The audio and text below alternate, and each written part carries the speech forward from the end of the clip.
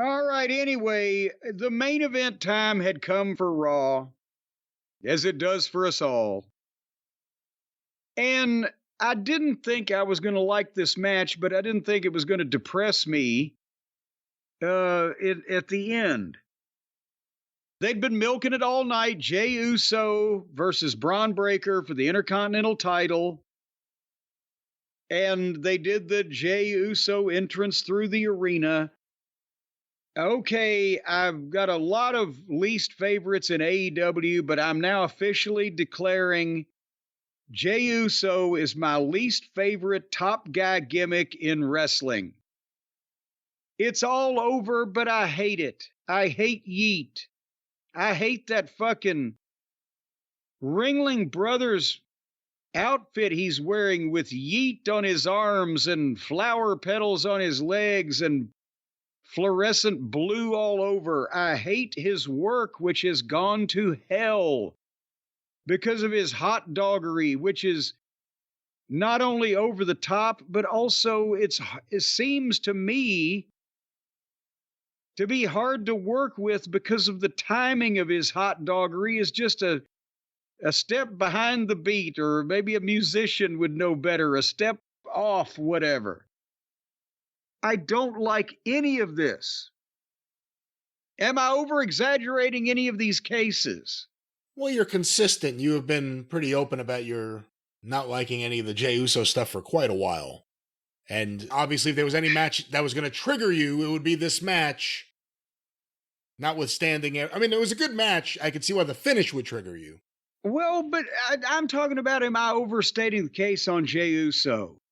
Yes, I'm admitting he's over. The people like it. They like the entrance. They like the Yeet. The blah, blah, blah. But his work, bleh. His look, bleh. The outfit, bleh. And then I'm watching this. It looked to me like Bron Breakker was the veteran heel trying to lead a green baby face through the heat. The way that Bron sells makes Jay's kind of weak shit look better. And when Bron was in control with the heat and methodically picking him apart, it was slow, but then they'd have a burst. But he's got a great heel attitude and heel aggression. And he's got the athletic moves that he does.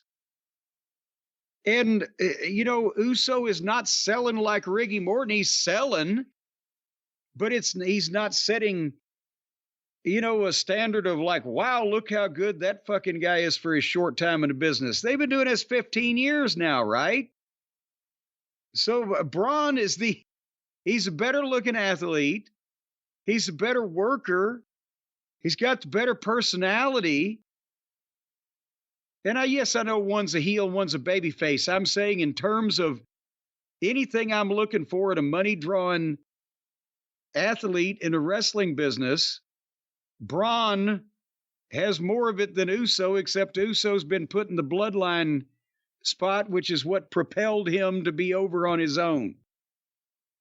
And when Uso makes a comeback, it's with rotten punches that the big stud like Bron has to sell, and that bogus Yeet shit, where you got to stand there interminably while he does his dipsy doodling and hits you again.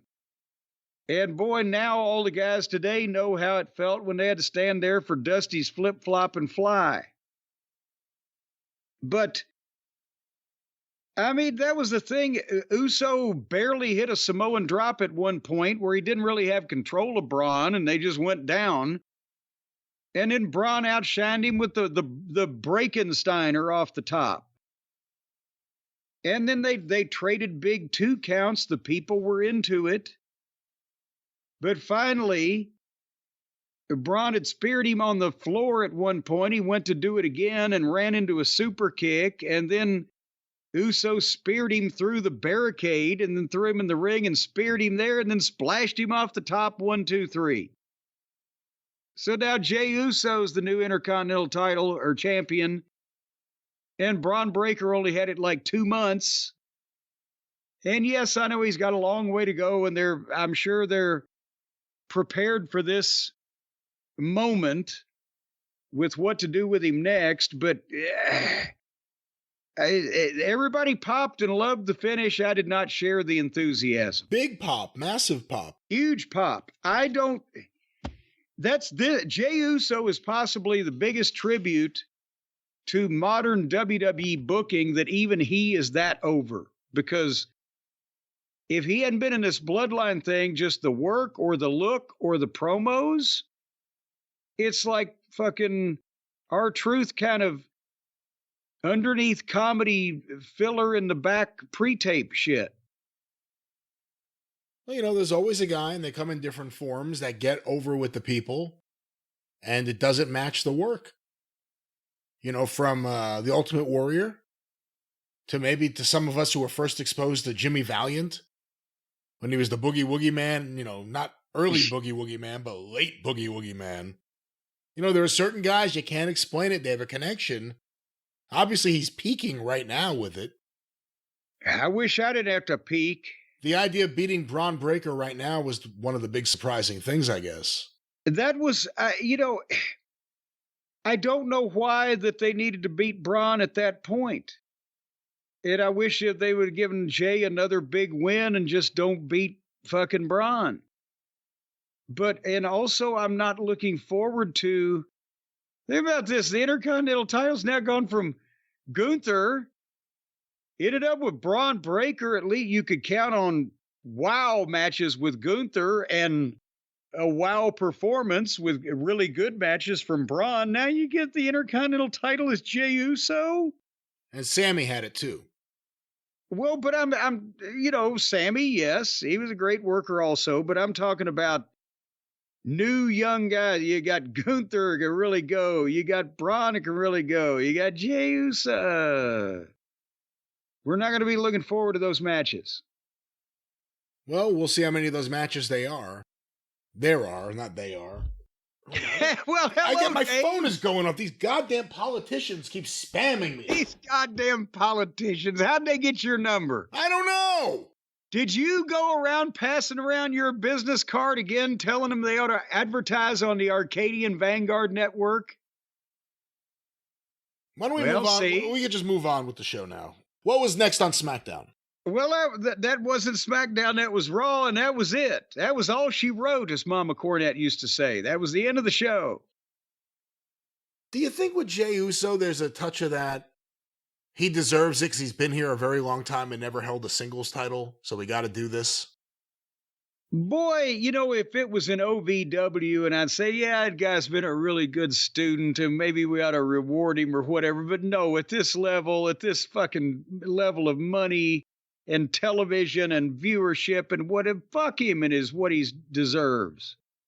Jeez, you really do hate him, though. Well, no, for anybody. I wouldn't put it at that level. I wouldn't put a belt on anybody just because they've been around and they haven't had it. They deserve it. They've been good guys. No, fuck that. Jesus Christ. No, you don't do that. At the local cable access level, that's a wonderful thing to do. But not at that level. Well, that level was WWE Raw.